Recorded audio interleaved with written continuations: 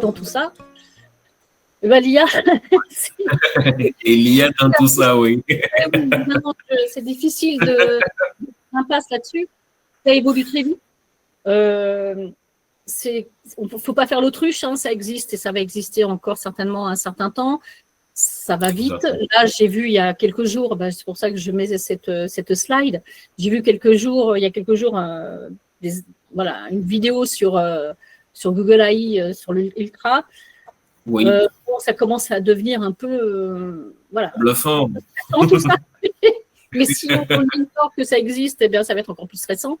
Et je pense qu'il faut vraiment rester dans une actualité, dans une curiosité. Et attention, il faut prendre ce qui est bon de l'IA. Et pour l'instant, il faut espérer qu'elle ne fasse pas tous disparaître un jour ou l'autre. Ah oui. Il faut rester vigilant, il faut rester informé, ça c'est sûr. Et puis, il faut essayer vraiment de garder un œil là-dessus. Je ne vais pas comparer, mais par exemple, quand je faisais de la stop motion, à un moment donné, pourquoi je suis passée à la formation sur l'apprentissage d'un soft en 3D, mais parce que la stop motion, à un moment donné, il n'y avait plus de travail. Alors, c'est pas tout à fait la même chose, bien entendu. Hein. Là, c'est quelque chose d'envergure beaucoup plus grand, on va dire. Mais aujourd'hui, la stop motion revient et est à nouveau présente. Et voilà, donc on n'a pas tout perdu. On a perdu pendant un temps la stop motion, elle est revenue, elle existe à part entière et j'en suis tellement ravie. Et donc, je ne fais pas un comparatif, mais en tout cas, ce qui est certain, c'est qu'il faut rester informé, il ne faut pas ignorer que ça existe, évidemment. Et donc, voilà. Donc, peut-être si je peux ajouter quelque chose, en fait, en parlant là de stop motion, en fait. Ici en Afrique, parce que je vois beaucoup de connexions qu'on a ici, en fait, vient du continent. Oui. Je pourrais renchérir, en fait, aujourd'hui, si quelqu'un a une production aujourd'hui africaine fait ici sur le territoire africain, moi, je suis sûr qu'automatiquement, il y aura des chaînes, en fait, qui vont courir derrière lui pour l'arracher, parce que c'est plus artistique. Et il y a un phénomène qui commence aujourd'hui aussi par arriver, c'est que, en fait, les gens commencent déjà par se gaver, en fait, des images propres en fait d'IA et puis autres en fait les gens certains ont envie de voir en fait quelque chose qui est un peu je vais dire un peu plus artistique.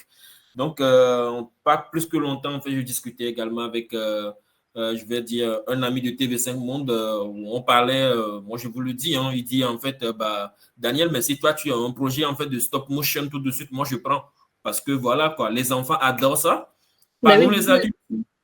Nous, les adultes, déjà, on est vieux. Et puis, quand on voit des fois, on dit, OK, l'image n'est pas fluide. Ça, c'est la vision de la plupart de nous, les Africains. Je dis par rapport au stop motion. Mais les enfants, en fait, ils adorent le stop motion. Voilà, quoi. Juste pour parce que c'est proche de leur univers, de leur univers propre, parce que ce sont comme des marionnettes. Et les marionnettes, c'est des objets qu'on peut manipuler, quel que soit notre âge.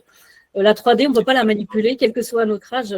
Quand on est tout petit, on ne peut pas manipuler de la 3D. Mais prendre une marionnette et jouer avec, eh bien, on est déjà dans la stop motion.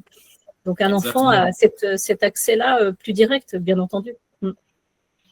Donc, je vais arrêter le partage et je voulais juste faire un petit merci. On va passer aux questions. Sur cette partie-là.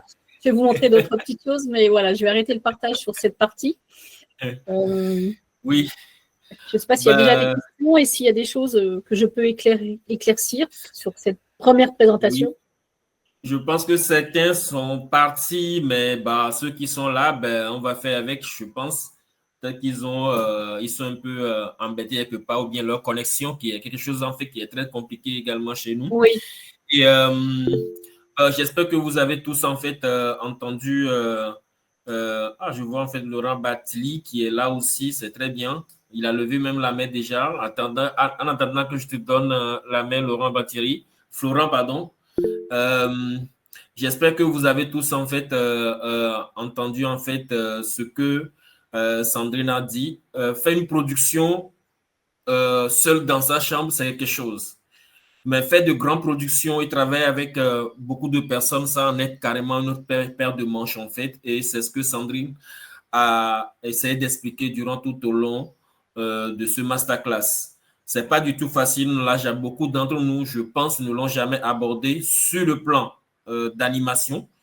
Mais sur le plan, peut-être pour la prise de vue réelle, ils l'ont déjà fait parce qu'ils ont travaillé avec une équipe, quelqu'un qui gère la caméra, quelqu'un qui gère le clap, quelqu'un qui gère le son, etc. et autres. Mais apprendre également ce que c'est que le pipeline en animation apporte un grand plus quand quelqu'un fait la prise de vue réelle parce que lui, dans sa tête, sincèrement, en fait, il a déjà tout calculé avant d'arriver même sur le plateau.